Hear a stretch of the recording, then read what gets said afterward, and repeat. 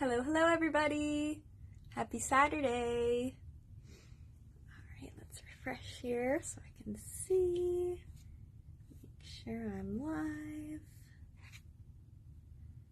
All right, looks good. Perfect. Welcome to our July Playdate, our Simi Isomalt Playdate. I am so happy to be here. We are going to be creating our Isomalt crabs. So today we are feeling crabby.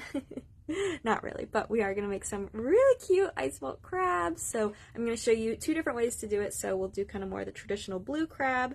And then I also have, just gently picking them up here, I also have my little hermit crab with this really cool multicolored shell. So that is what we are going to create today. So I'm just going to wait just a minute for everybody to jump on. And of course, this replay will also be available afterwards. You can watch it on my Facebook page, but you can always watch it on my YouTube channel because I upload all my past playdates onto there as well because it's a little bit easier to find. I have a whole playlist of all of my past playdates. Hello, hello everybody. How are you guys doing? Hey Jessie Ann, welcome.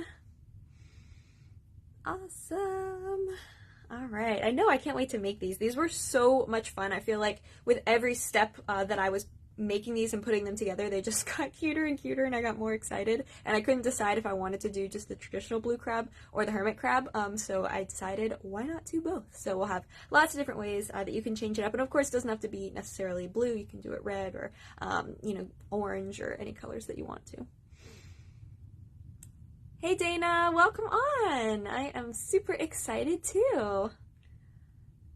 Alright, yeah, this is going to be super fun. So I am using our new molds for this. So we have our crab mold set. So we have two parts to this one. We have the body and then we have all of the claws and the legs. So I will be primarily using that. And then if you want to do the hermit crab version, I also have our really, really pretty new shell mold.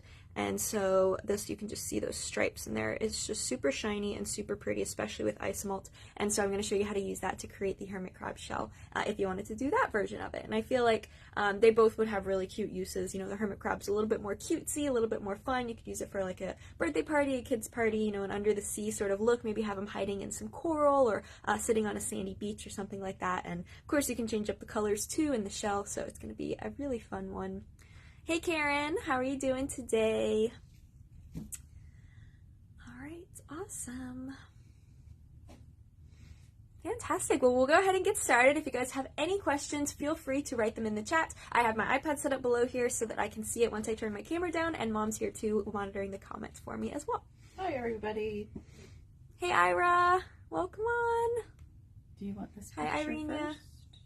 Sure, yeah. So I thought I'd talk a little bit about the crab mold too, because this mold set has definitely been a long time coming. It's something that we've wanted to do and kind of create a system for to sort of streamline and simplify the idea of doing this project. Because of course, when you think about like making a crab, there's so many little legs, there's so many little parts, they're very detailed little creatures. So we wanted to kind of come together, especially being in Florida, you know, that's something within the theme of things that we usually use, and beach is always going to be, you know, a popular theme, beach and ocean for cakes and, just sugar pieces in general. So we were really excited to put this together. Mom designed all of it, and then we kind of worked together to test it. I did actually make a crab, which I think is where it kind of stemmed from. Yeah. I made a crab quite a while ago by hand. So this is something that you could potentially do by hand. Mom has a picture up here on her phone that she handed off to me. So this is one that I did years ago, I would say. This one is done by hand. It's blown though in the center, so the body's blown, and then all of those legs are made by hand, very painstakingly, adding all the little joints and the details.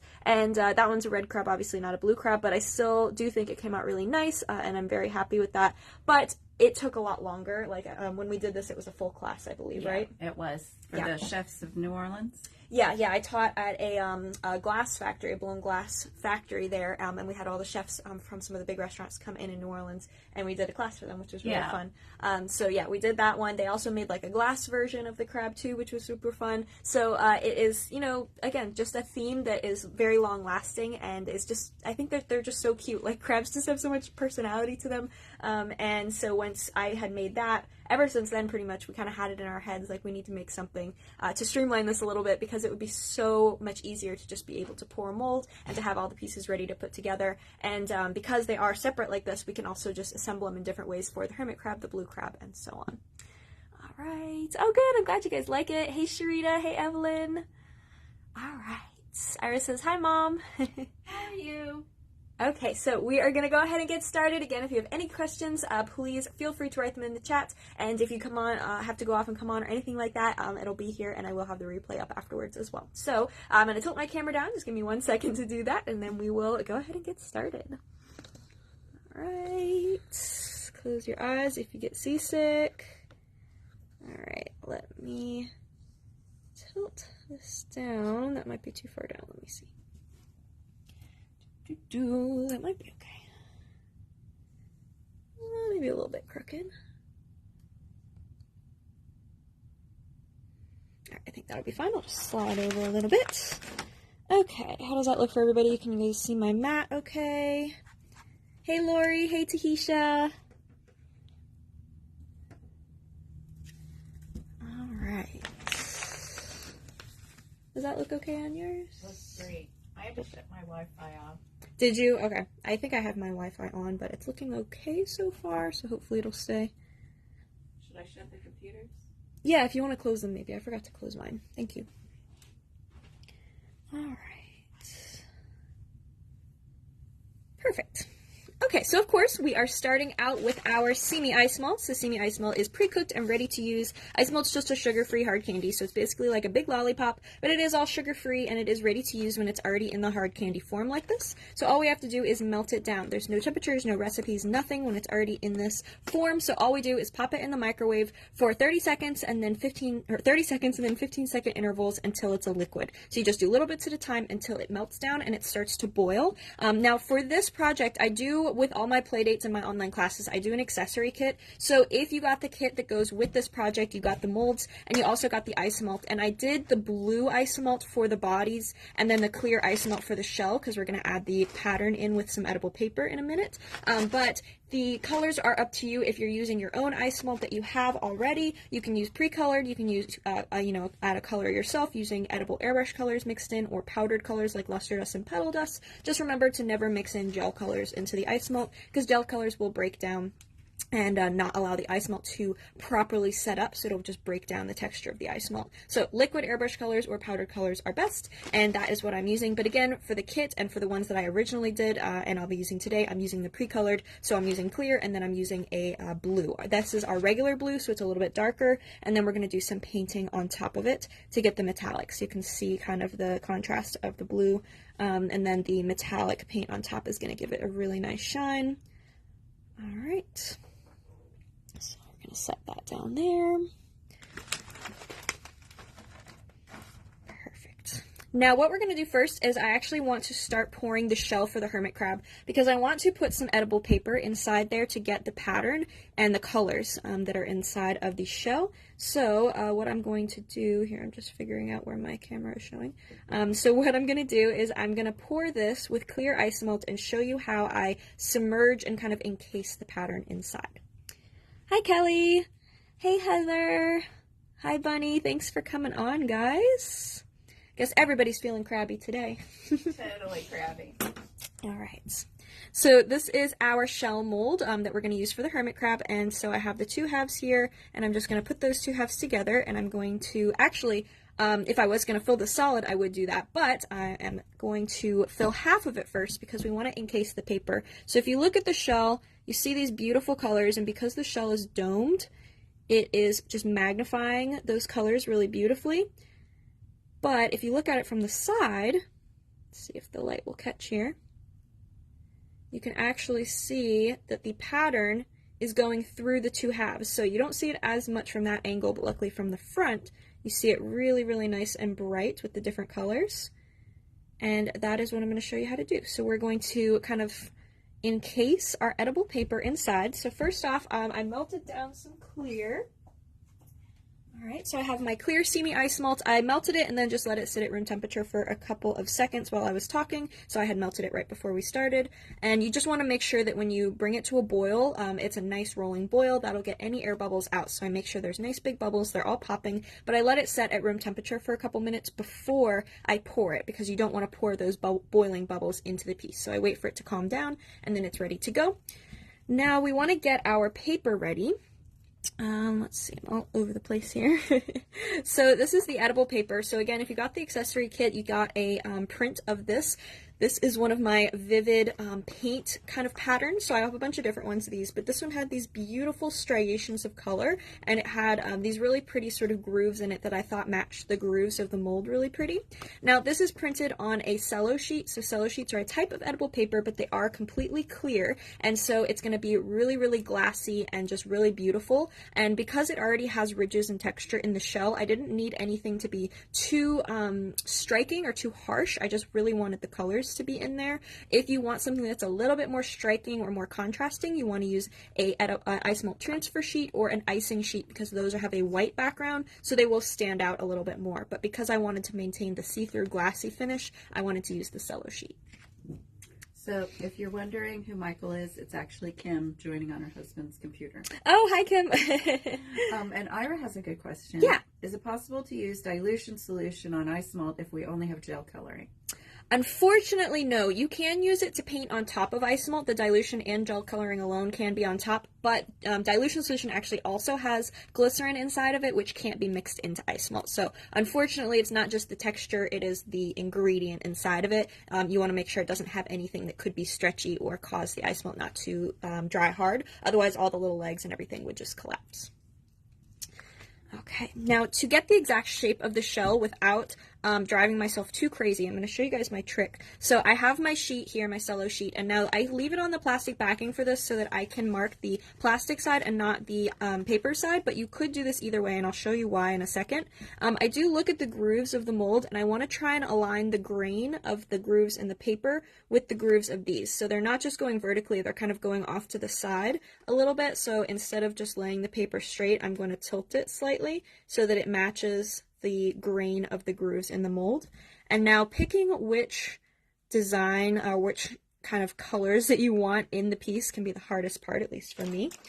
But I'm just going to pick some of the more bold areas because that's really going to show off. And now I'm going to use an edible marker. Now we're drawing on the back of this, so you don't necessarily even have to use an edible marker because we're drawing on the plastic side, not the paper side.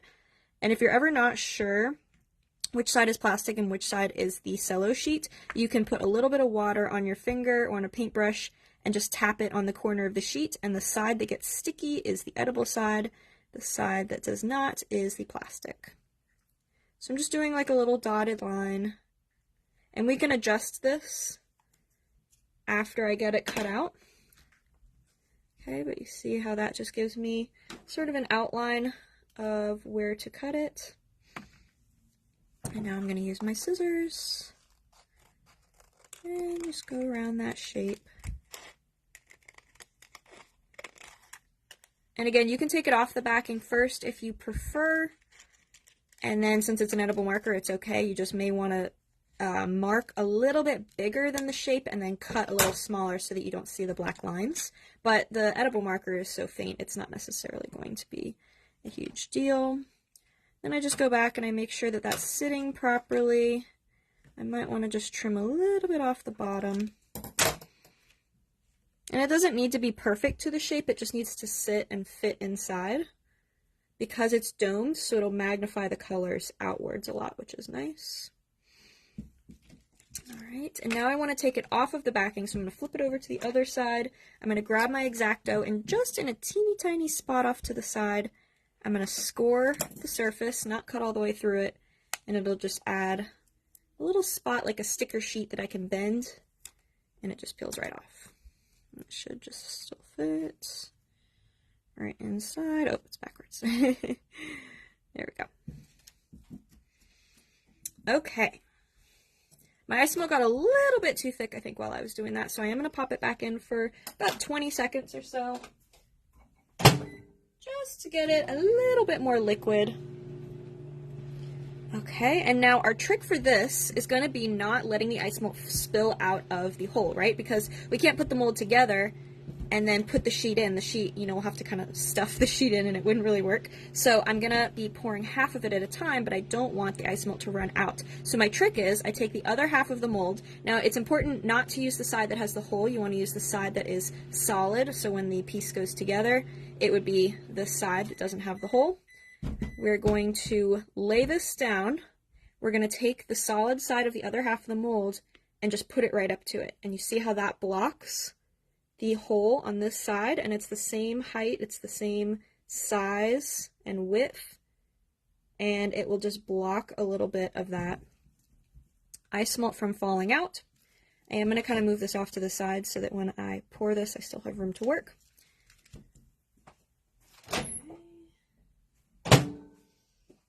Alright, so I have my ice malt re-liquefied a little bit. And ice malt has a lot of surface tension, so even if you see a teeny tiny little crack in this, it's usually fine. I do pour my ice malt a little bit on the thicker side, though, than piping hot. So I'm just going to pour and pretty much fill this up. Oops. If you overflow a little bit like me, it's okay, because we can trim that down. Alright. I'm going to lightly torch away any bubbles. So I just filled up this half, and I'm just going to lay this sheet right in and use my little silicone tool to make sure it's all stuck down. And again, I overflowed a little bit. I know it's kind of hard to tell with the camera positioning, but I overflowed a little bit, but it's okay because I'm going to show you how to clean that up afterwards. Okay, easy peasy. So it's not exactly perfect in there. Again, it doesn't matter if there's any little gaps of clear showing through, because the dome is really going to magnify that pattern, and it's going to look really, really pretty when we're done. All right, so we're going to let that half cool first before separating the molds and putting them together like normal in the two halves and filling up essentially the other half of the mold with ice malt, which will make sense once you see it, once I put it together. Okay, now while that's starting to cool, I'm going to go ahead and pour the body and the legs for the blue crab, and we'll need legs for both of them, obviously. So I'm going to grab my blue ice malt.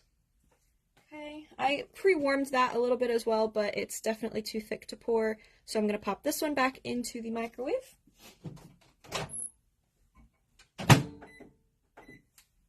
Okay, check our comments, make sure we're cool. Sorry, Sid, my is freezing as usual. Oh, that's okay. Alright, so I'm going to pour the body probably first. So the body is going to have a rubber band around it to keep those pieces together, and it is very, very cute. You can see some of the detail, but it comes out even better once it's actually poured. You can see all of the cute little rivets and kind of the scalloped edge and the eyes and everything. So just put that together, and then I also have my legs and my claws all ready to go here too, so we can do those at the same time. I think I have a little piece of edible paper there. Now this excess paper you want to seal in a sealed container right away, so like a Ziploc bag or an airtight container of some kind, because it can curl a little bit from humidity. Cello sheets are a little bit funny. They just have their specific requirements, so we just keep it whenever we're not using the paper in an airtight container, and it'll keep it from curling from being too dry or being too humid. In our case here, it would be too humid because it has been very, very rainy the past few weeks. Okay, so you see how I just brought it to a boil to get all of the air out, so it's rising and popping. I'm letting that settle so that the bubbles do pop themselves, and I'm left with nice clear ice malt, so I just want to give that a second. Now remember, you can also use a flavoring inside of your pieces if you want to. These are kind of big, so they're more for display, but you know, you might want to break a little crab leg off and eat it, you never know. So you could definitely mix in a edible flavoring into it. So I prefer an oil-based or a powder-based flavoring. Those are going to be the most potent. Extracts are just not potent enough and all the alcohol evaporates out. So I like to use an oil or a powdered is my preferred method, and you would just mix that in. Now, if you are coloring the Isomalt yourself or flavoring it yourself and you have to stir it, you do want to re-microwave it and make sure that you reboil the Isomalt. So I never stir the Isomalt when I am melting it down because it doesn't need the agitation like chocolate does. So I would only stir it if I have to mix in a flavor or a color, and I always bring it back to a boil after that because that will make a huge difference in how clear your Isomalt is. Now, of course, we're painting these with metallics, so it's not going to matter as much other than the transparent, the clear shell. That one would matter more because you can see through it, but the other pieces is not as big a deal for this project specifically. All right. That has calmed down quite a bit. It's not boiling anymore. I have a couple stray bubbles, but those are fine. Now I'm just going to fill this body up solid. You could potentially do it hollow if you wanted it a little bit lighter by filling and draining it, but I want it to be as strong as possible to hold on all of the legs, so I like to do this one solid since it's not too heavy. So I'm just going to lightly torch the surface while it's liquid to pop any bubbles, and you can do that a couple times if any rise to the surface. This will probably take about, I would say, at least 20 minutes to cool. The other half of the shell that we had poured before, that one's going to take maybe 15-20 minutes, but we're going to be setting it up and pouring another layer on top of it. So you'll definitely, if you're doing that one or this one, you'll want to get that started first.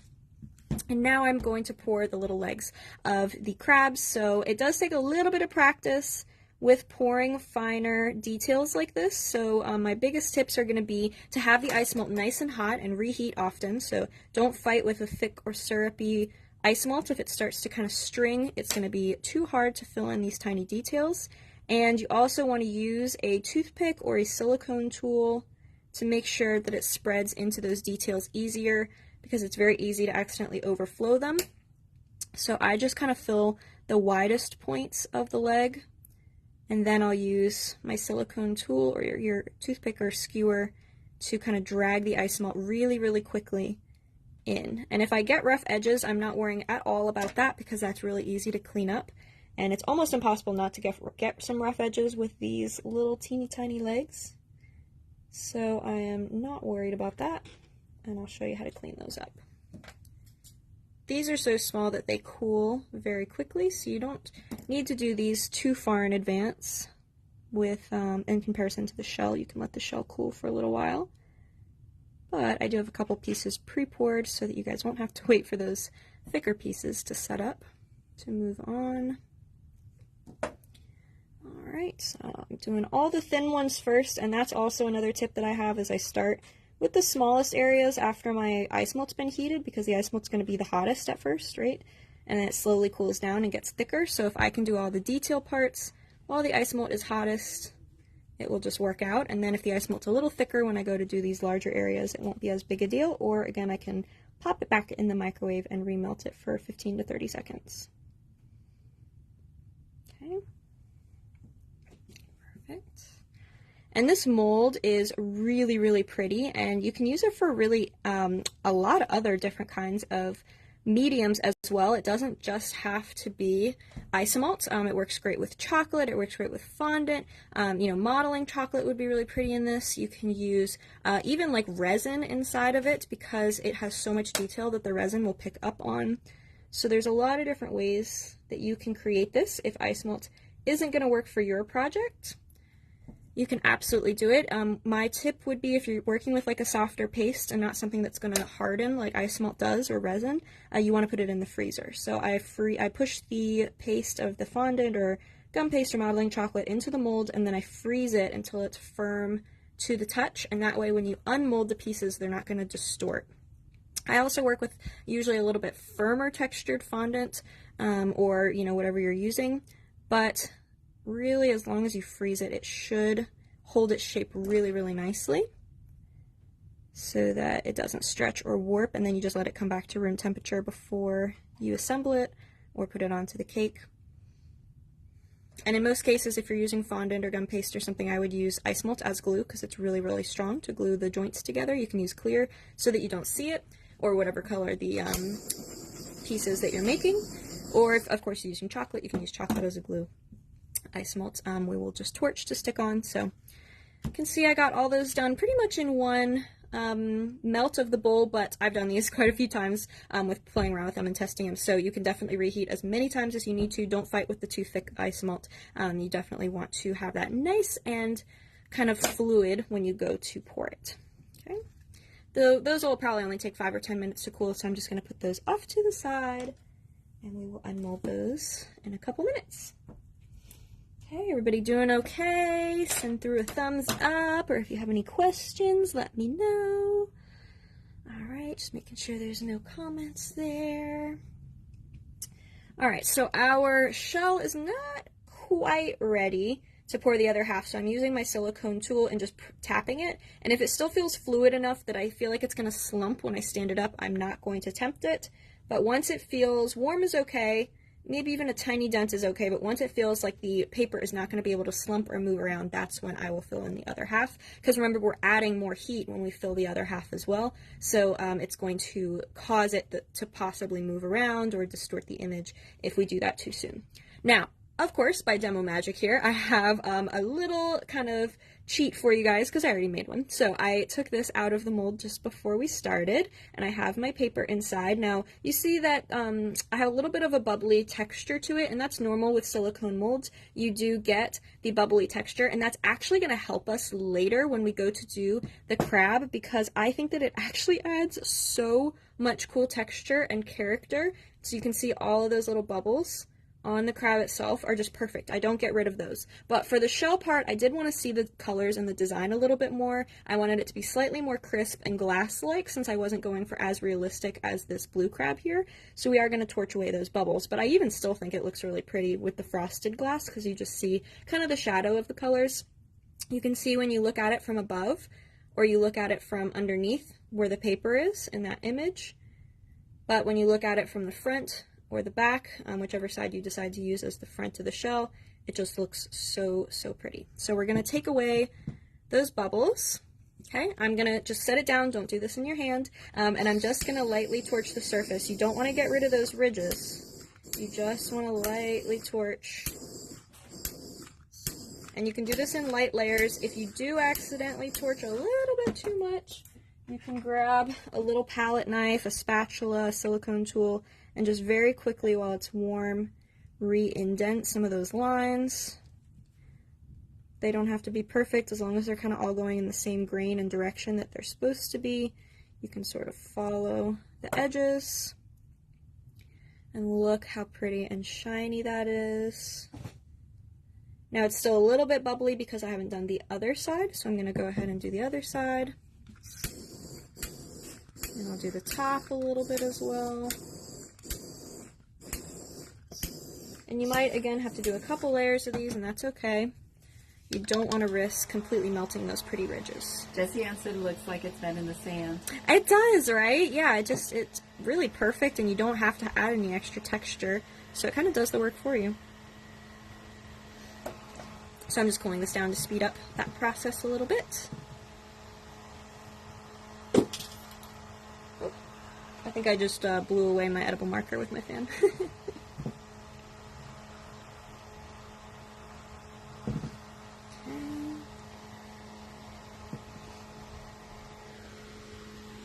And look how pretty that is. So that just really magnifies that design. It shows off that paper. So again, because there's texture in the mold, you're not necessarily seeing every intricate detail of the pattern, but you see the beautiful striations of the color and the variegations and just how they kind of blend together. And looking at it at different angles, you'll kind of get different color pairings, and I just really love how that looks. We're going to tilt this back a little bit when we go to add the legs, so the seam is not actually going to be on top when you look down at it. It's going to be set back a little bit, which is nice, so it's a lot less noticeable. But even so, I think it looks like a really cool almost thread through. It's kind of cool to see the clear with the color. Yeah, it's just a really pretty sort of abstract glass effect. All right, so we'll put that guy off to the side. And let's see, I think that our other half of our shell should be ready. Let me test my clear. Yeah, my clear cooled down, so we're going to reheat that. About 30 seconds or so. Now, if you did an overflow like I did, you'll just be able to separate these two. Okay, but because I did overflow, which is fine, I'm just going to trim the excess. Just with scissors, and good as new. And I can remelt those pieces. Okay, so now I have my two halves, so I can put that other half of the mold on, and I can go ahead and I'm going to, usually I double wrap the rubber bands, but I've been using this one rubber band a long time, so I'm going to triple wrap it. Okay, and just kind of spread those out so that it's a nice even pressure distribution. I think I hear thunder. So. You hear thunder? Okay. All right, if I pop off or if anything happens to our internet, I promise I'll be back as soon as I am able to. All right. But I'm going to try and zip through a little bit to make sure that we're covered. I want you guys to see all the steps. Okay, oh yeah, I just heard it too. All right, so I have those two halves together. You can see that sheet down in there. I rubber band, and then I just add the Isomalt filled up on the other side. So I'm filling it right up to the top. They might blend together a little bit, but remember the first half is a lot cooler, so they may not, and it's okay because that's where we're going to add all the legs and everything, so I'm not too worried about it. You can pop any bubbles with the torch, and we'll let that cool. That will take a pretty good amount of time, at least 30 minutes or so, because there's so much Isomalt and so much silicone, and the first half was already warm, so the mold was warm. It just takes a little longer, so go ahead and give that some time, but I'm going to go ahead and set that off to the side, and I will use this one that I had already made for our assembly. All right, now I do still have the body here, but it's definitely still very, very liquid, so I do have a body that I pre-poured, ta-da! And he comes out really, really cute. So you can see the little texture of this little scalloped edge. You can see his little eyes. So very, very sweet. Jessie Ann has thunder and lightning too. Oh, do you? She's on the opposite side. It usually comes to her first and then us. Yeah. Okay. Hopefully it won't affect us. Okay. So we are going to go ahead and unmold the legs of our crab. Now when I do this, I want to keep this in the same spot, I guess is how I would say it, because it comes with a guide. So knowing which leg is which can get a little bit confusing, especially because there's so many. So we went ahead and made this handy little guide and numbered them so that you know which piece is going to be for which. So you can see these are both number 4s, which are going to be the swimming legs in the back. We have the outside, the number 5s is going to be the walking legs, and so on. So we have, you know, kind of it labeled, but I do like to keep that next to me, and then when I unmold, I keep them sort of in the same spot until I am ready. And you do have to be kind of gentle with these. You don't want to snap anything. And if they do, it's all right because we can torch them back together. Worst comes to worst. Kim says they're always losing their power too. Oh, yeah. Hopefully we will be okay. Okay, so there's one. And Iris says, that's so neat. Yay, thank you. That really is cool looking. Isn't that awesome? So you see how I'm keeping them in the same sort of pattern that they were in the mold so that I don't confuse myself, because it's very easy to confuse myself. So we're just going to take those legs. Now this arm is in 2 pieces rather than 1, so that you can position it and you can move it if you wanted it to be like grabbing something specific, or you just wanted to add a little bit more personality to it. All right, so I have all the pieces here. Now, while they're upside down, so they're face down still, with the detailed side down, I'm just gonna lightly swipe my torch over them to melt away any rough edges. So if you had any little spots that overflowed slightly or rough edges, if you have a really big spill, you can cut it like I did with the shell. Okay, and now I'm just going to take my fan for time's sake, and I'm just going to cool that down a little before we put it together.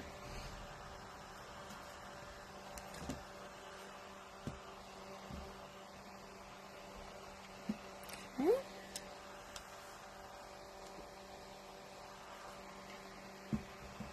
Perfect.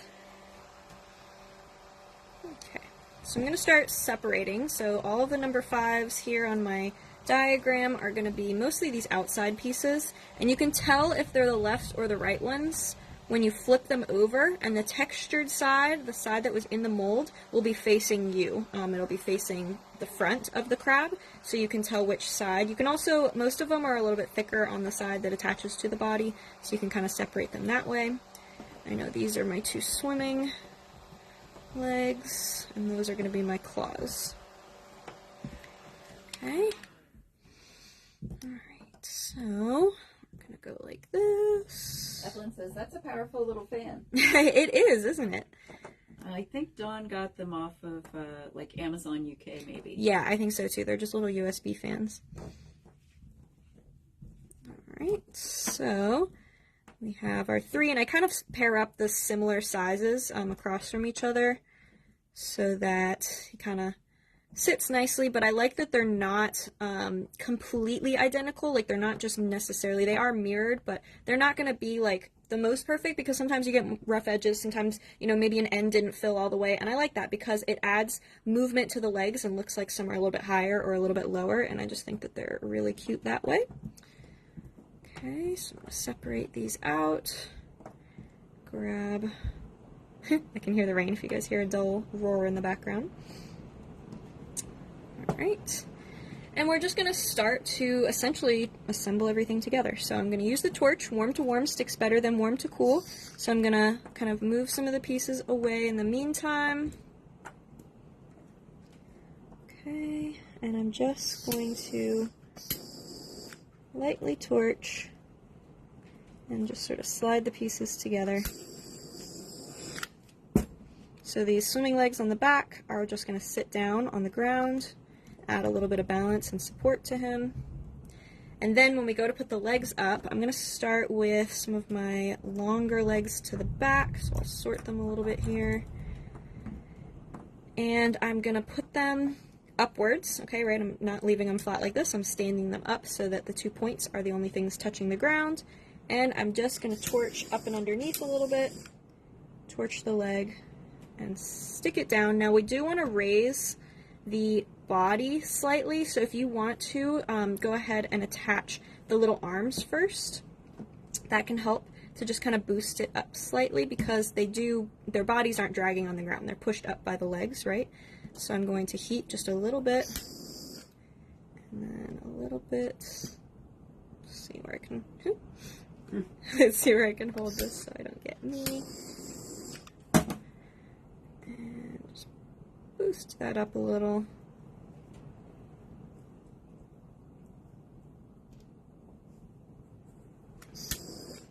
Bring on that side. Carrie says, oh dang, that strong rain. Can you hear it? It is. It just starts out of nowhere.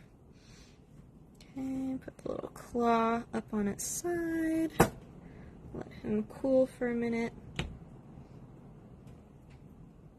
So that's what we got so far.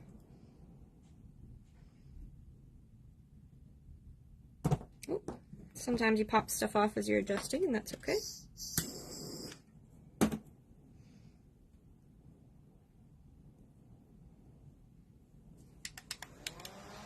And that's where our little fan comes in, because we can now get a little bit of coolness in here. So I just tilted his face up slightly. And again, I didn't torch away those bubbles in the body like I did with the other shell, because I wanted them. I think that they're really cute. And they just add texture that's going to catch really well when we go to paint it.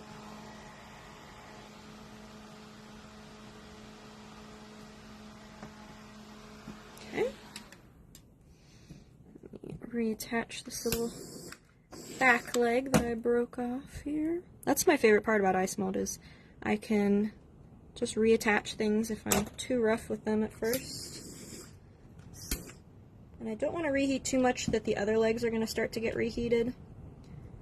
So I'm mostly going to heat the leg and then just stick it on. These are long enough that I can kind of hold it into place and not worry about my fingers, but remember to wear the gloves anytime you're working with Isomalt. Protect your fingers. Always recommend that. Okay. So I'm just kind of creating like a little fan shape, so the 2 in the middle are going to go more straight out, and then the 2 in the back will fan backwards a little, and the 2 in the front fan forwards a little bit.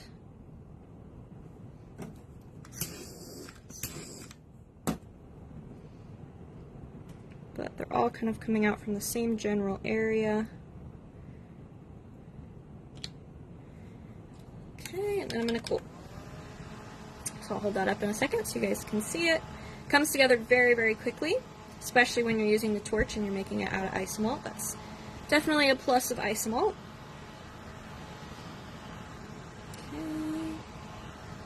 I am going to pop my blue ice malt back in the microwave for 30 seconds because I want to make the eyes for the next little hermit crab.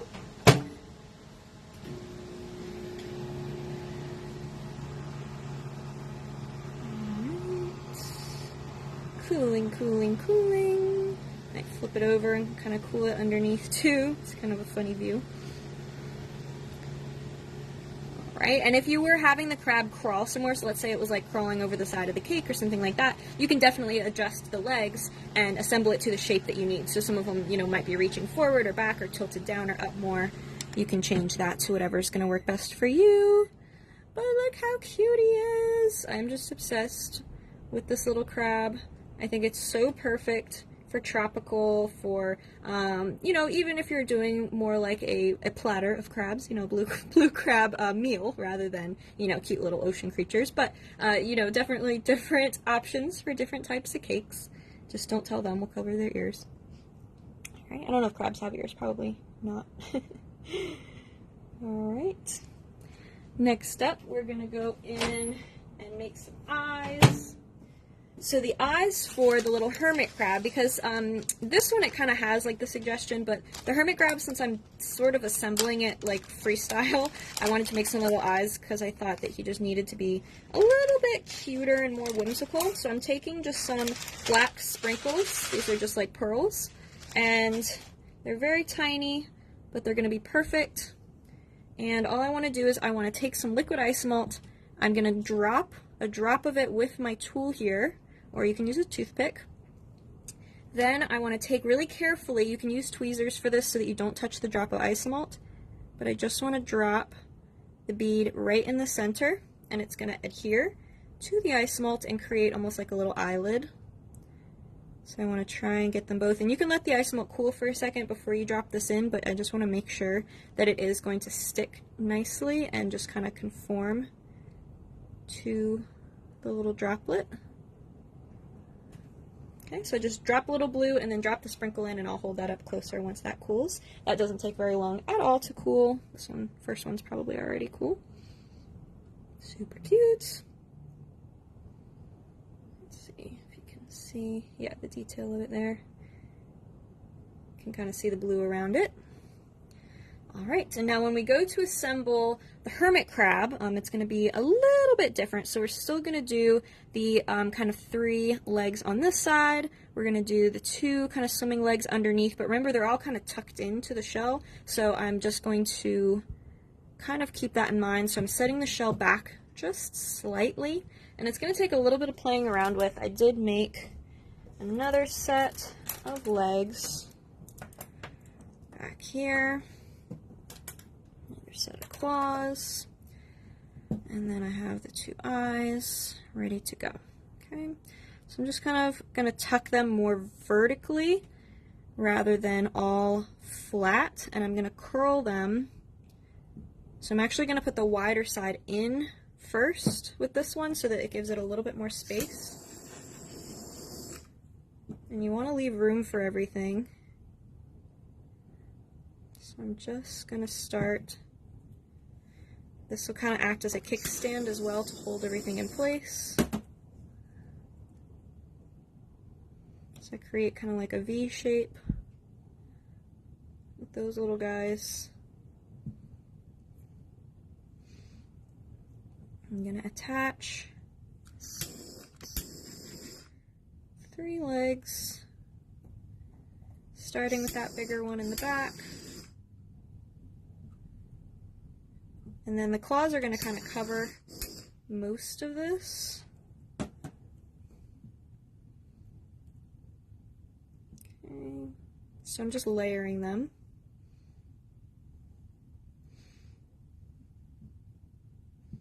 Okay, we'll do 3 on this side.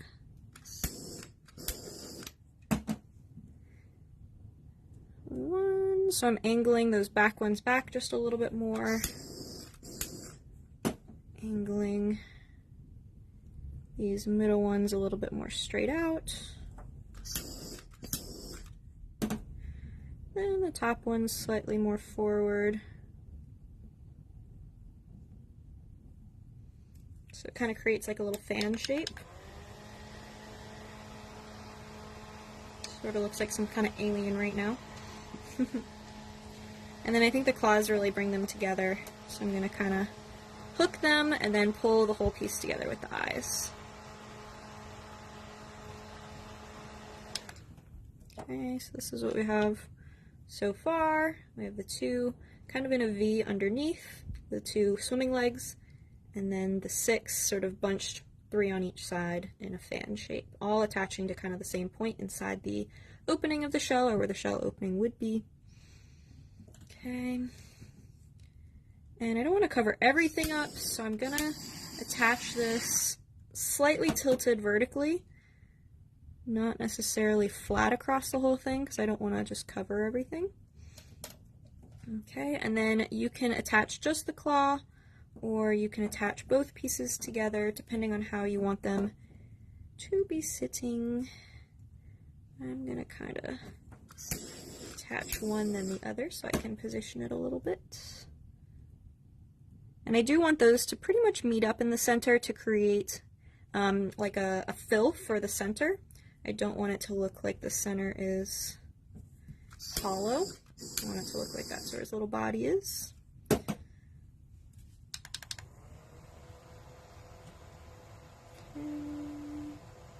Actually, let me turn that one out a little bit.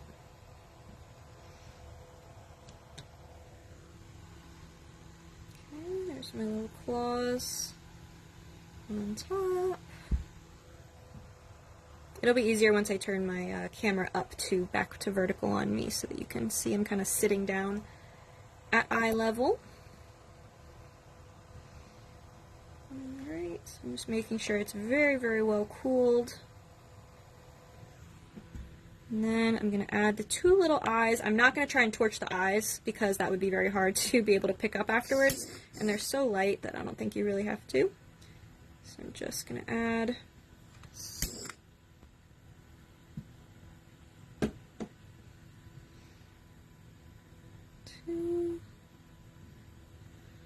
little eyeballs right in the center there. Let's see, get the right positioning here. And then I like to add a little bit of a highlight into the little eyeballs. If you have any little gaps, like I can see there's kind of a pink spot between the legs up here at the top, you can do 2 things. You can warm it and kind of use the tool to blend it together, or you can use a tiny bit of blue just to fill that in. So I might take, if this is warm enough, just a teeny tiny bit. Everybody says so cute. So Thank adorable. you. And Ira says you play with Isomalt like you're playing with Play-Doh. Yeah, pretty much. It's just endless possibilities. So I just took a little droplet and I kind of gave him a nose job. Just filled that in. Alright, so it doesn't have that pink kind of spot there. And then I'm going to take a little bit of white edible paint, add the 2 highlights, and then we will give it some shading on the body. Alright, so this is the base white Simi color splash color. I'm just going to use this as is because I want it nice and thick. I'll only need a drop, and I'm just going to take a teeny tiny little ball tool. You can use a needle point, a cookie scribe, the back of a really tiny paintbrush, and I'm just going to add a little highlight of white onto that bead. And I want to make sure that they're pointing in the same direction, so he looks like he's looking in the same direction, and I feel like that adds a lot of life to him. Kind of looks like he's staring at you. And then I want to highlight his body a little bit because it looks good, but I feel like the detail gets a little bit lost when pieces are completely transparent and don't have any variation in the color, so that's where the paint's going to come in. Jessie Ann says you could give him teeth for Halloween. Oh my gosh, how cute would that be, little vampire hermit crab? Alright, so I have some beautiful metallic paints from Artisan Accents here that I'm going to use layered on top, and I wanted to use the dark blue first because I wanted it to add like a shadow, and then I'm going to use, starting out with this really pretty turquoise color. Okay, so I'm just going to take a tiny bit of that, so you can put some on a paint palette if you prefer, but I'm just going to take a little bit kind of on the top, and I'm just grazing. I'm not trying to completely coat the piece, but this stuff is so reflective and so metallic that it just catches all of the detail. It makes it really, really reflect back at you and pop so pretty. And I love sort of the teal of the turquoise on top of the blue. I think that it adds a really pretty color variegation. I'm going to do this all over the whole thing. You can probably already see the difference that that's making.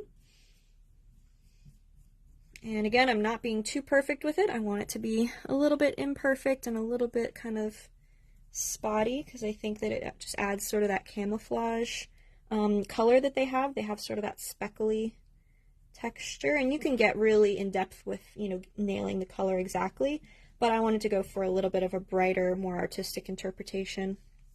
Okay, and just see how pretty that is. We will do the same on our little hermit crab friend. Just a tiny bit.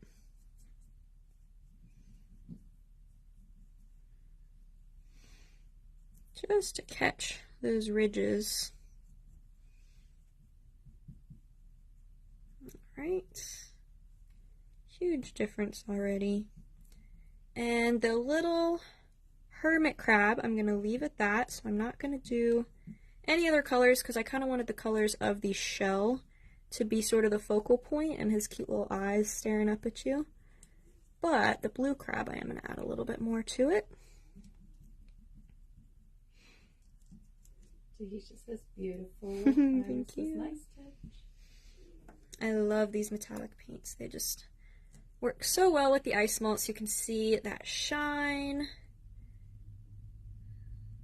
Really so pretty. Cute. Yeah, it just adds like a cute little personality to him. And then I'm going to take, so blue crabs actually have more of like an orangey tone to their claws and just a little bit of shading on them.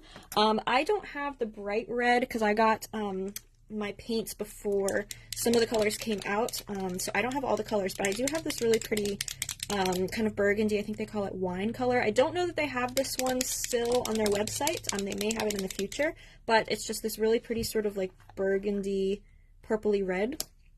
And that one I'm just going to take a little bit.